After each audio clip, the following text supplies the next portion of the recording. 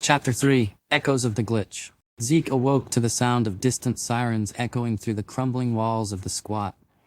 A wave of disorientation hit him, followed by a dull ache in his chest, a mixture of exhaustion and the lingering fear of the unknown. He felt lost, uncertain of what lay ahead, but determined to find answers.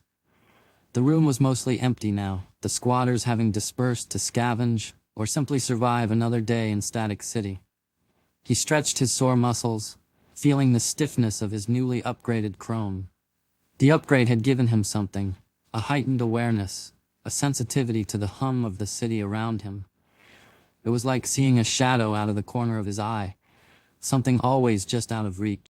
The girl with the blue hair was still there, tinkering with her drone. Zeke approached her cautiously, watching as she deftly rewired the tiny machine, her fingers moving like lightning. She glanced up at him, her gaze briefly flicking to the chip he had slipped back into his pocket.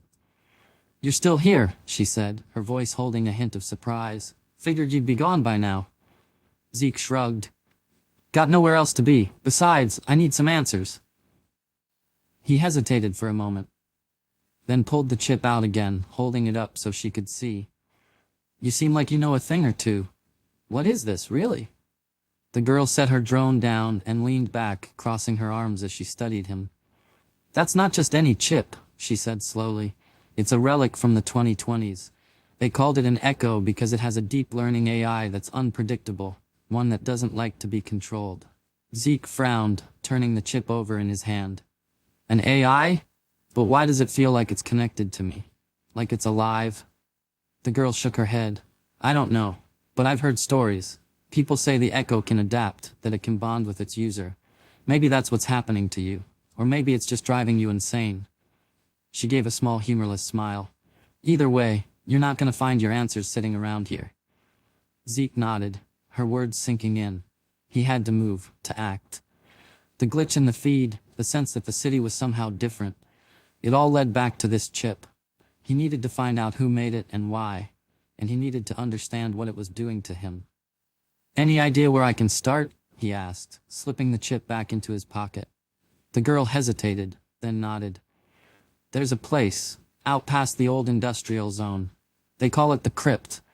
It's where all the old tech goes to die, but it's more than just a junkyard.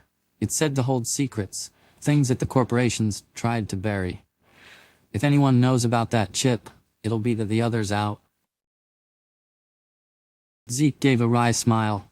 "Sounds like my kind of place." She shook her head, her eyes serious.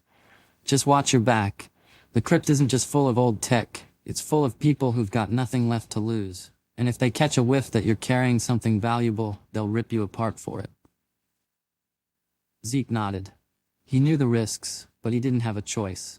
The glitch was pulling him, calling him, and he wasn't the kind of guy to ignore a challenge. He had to see this through, no matter where it led. He left the squat, the city sprawling out before him in a haze of neon and decay. He kept his hood up, his eyes scanning the streets for any sign of trouble.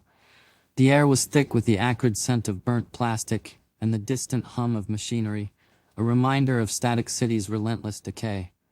The Crypt was a few miles away, but Zeke wasn't in a rush.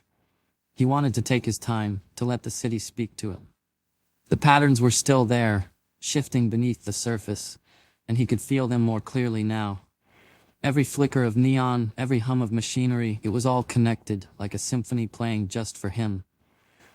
He passed by a group of brain dancers, their eyes vacant as they stared into the void, their minds lost in whatever fantasy they'd bought for the night.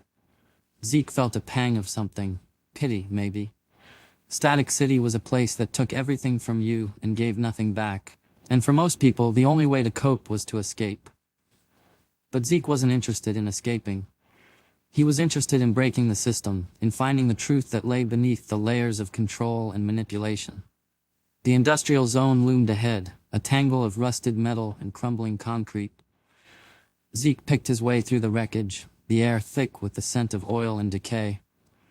The Crypt was close, he could feel it, a strange sense of anticipation building in his chest. The glitch was guiding him, pulling him towards something he couldn't yet understand. He finally reached the entrance, a massive, rusted gate covered in graffiti. The words "no future" were scrawled across it in bright red paint, a fitting welcome to the graveyard of technology. Zeke pushed the gate open, the metal groaning in protest, and stepped inside. The crypt was a sprawling maze of discarded machines, old servers, and forgotten tech. The air was thick with the hum of dying electronics, a low, constant buzz that seemed to resonate in Zeke's bones. He moved cautiously, his eyes scanning the shadows for any sign of movement. The scrappers were here. He could feel their presence watching him from the darkness. "Looking for something, kid?" The voice came from behind him, and Zeke spun around, his heart pounding. A figure stepped out of the shadows. A tall man with a wild beard and a patchwork coat made of mismatched pieces of old tech. His eyes glowed faintly, a sign of augmented vision. Zeke didn't flinch. "I'm looking for someone who knows about this," he said, pulling out the chip and holding it up. The man's eyes narrowed, his gaze locking onto the chip. "An echo," he muttered, his eyes widening slightly, a mix of awe and fear flickering across his face. It was as if he was recalling something he wished he could forget, something that held both power and danger. He stepped closer, his eyes never leaving the chip. "Haven't seen one of those ever, in all of Static City." "Dangerous thing to be carrying around, kid. You have any idea what it is?" Zeke shook his head. "That's why I'm here. I need answers."